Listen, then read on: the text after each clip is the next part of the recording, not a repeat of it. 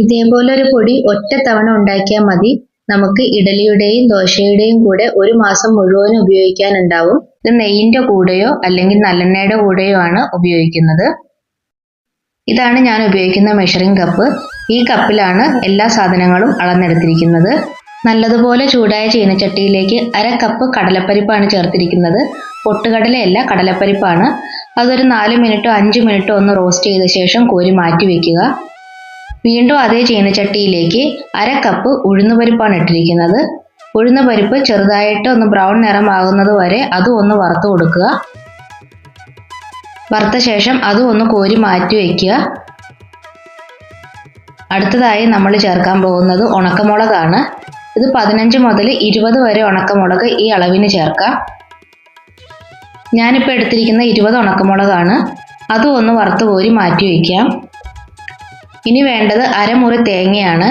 1/2 മുറി തേങ്ങ ചിരവിയത് മിക്സിയിലൊന്ന് പൊടിച്ചിട്ടാണ് ഞാൻ ചേർത്തിരിക്കുന്നത്. പെട്ടെന്ന് വറുത്ത് കിട്ടാനായിട്ട് സഹായിക്കും. അതിൻ്റെ കൂടെ കറിവേപ്പിലയാണ് എടുത്തിരിക്കുന്നത്. ഒരു ബൗൾ നിറച്ച് കറിവേപ്പില എടുത്തിട്ടുണ്ട്. അതും ഇതിൻ്റെ കൂടെ ചേർത്തൊന്ന് വറുത്ത് കൊടുക്കാം. തേങ്ങ ചെറുതായിട്ട് ബ്രൗൺ നിറമായിട്ടുണ്ട്. ഇതിൻ്റെ കറക്റ്റ് വറവ് എങ്ങനെയാണെന്ന് വെച്ചാൽ കറിവേപ്പില നല്ല മൊരിഞ്ഞ് വരണം. കറിവേപ്പില എടുക്കുമ്പോൾ മൊരിഞ്ഞ് ഇങ്ങനെ പൊട്ടി പൊട്ടി വരണം. അതേപോലെ വറുത്തെടുക്കണം. ഒന്ന് തിരുമ്മി നോക്കിയാൽ മതി, ഇതേപോലെ പൊടിഞ്ഞ് കിട്ടും. ഇതാണ് ഇതിൻ്റെ പാകം. ഈ സമയത്തേക്ക് ഇതിനകത്തേക്ക് കായപ്പൊടി ചേർത്ത് കൊടുക്കാം. 2 ടേബിൾ സ്പൂൺ അളവിൽ ഉപ്പും ചേർത്ത് കൊടുത്തിട്ടുണ്ട്. അതും കൂടെ ചേർത്ത് ഒന്നും കൂടെ റോസ്റ്റ് ചെയ്ത ശേഷം ഗ്യാസ് ഓഫ് ചെയ്യാം. ഇനി ഇതൊന്ന് ചൂടാറാനായിട്ട് ഒരു പ്ലേറ്റിലേക്ക് മാറ്റി വയ്ക്കാം. ഇനി എല്ലാം പൊടിക്കുന്നതിൻ്റെ രീതിയാണ് കാണിക്കാൻ പോകുന്നത്. ആദ്യം കടലപ്പരിപ്പ്, പിന്നെ ഉഴുന്നുപരിപ്പ്, ഇത് രണ്ടും കൂടെ ചേർത്ത് മിക്സിയിൽ തരിതരിപ്പോട് കൂടി ഒന്ന് പൊടിച്ച് മാറ്റി വെക്കണം. ഇത് പൊടിച്ചു കഴിഞ്ഞിട്ട് അതിൻ്റെ കൂടെയാണ് നമ്മൾ ഉണക്കമുളക് ഇട്ട് കൊടുക്കുന്നത്. ഉണക്കമുളകും വറുത്ത തേങ്ങയും ഇതിൻ്റെ കൂടെ തന്നെ ഇട്ട് വീണ്ടും ഒന്ന് പൊടിക്കുകയാണ് ചെയ്യുന്നത്.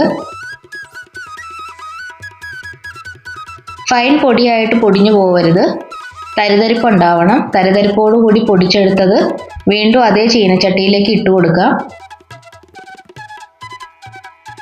ഇതൊന്ന് ഇളക്കി അതിൻ്റെ നനവ് പൂർണ്ണമായിട്ടും പോകുന്നത് വരെ ഒന്നും കൂടെ റോസ്റ്റ് ചെയ്തെടുക്കാം. ഇങ്ങനെ എടുക്കുന്നത് കൊണ്ടുള്ള ഗുണം എന്താണെന്ന് വെച്ചാൽ ഇത് ഒരു മാസം മുഴുവനും കേടുകൂടാതെ നമുക്ക് ഉപയോഗിക്കാൻ പറ്റും.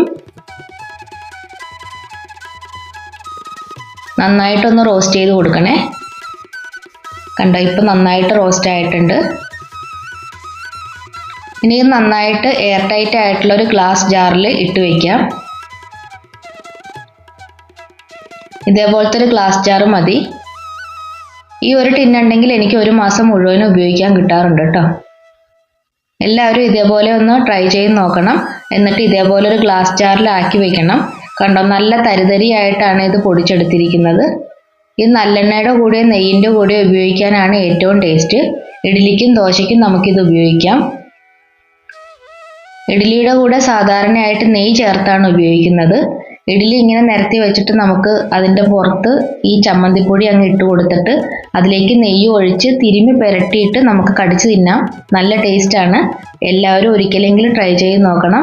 ഞാൻ അത്രയ്ക്ക് ഷുവറായിട്ട് പറയുകയാണ്, ഇത് നല്ല ടേസ്റ്റുള്ള പൊടിയാണ്. എല്ലാവരും ഉറപ്പായിട്ടും ഉണ്ടാക്കി നോക്കണേ.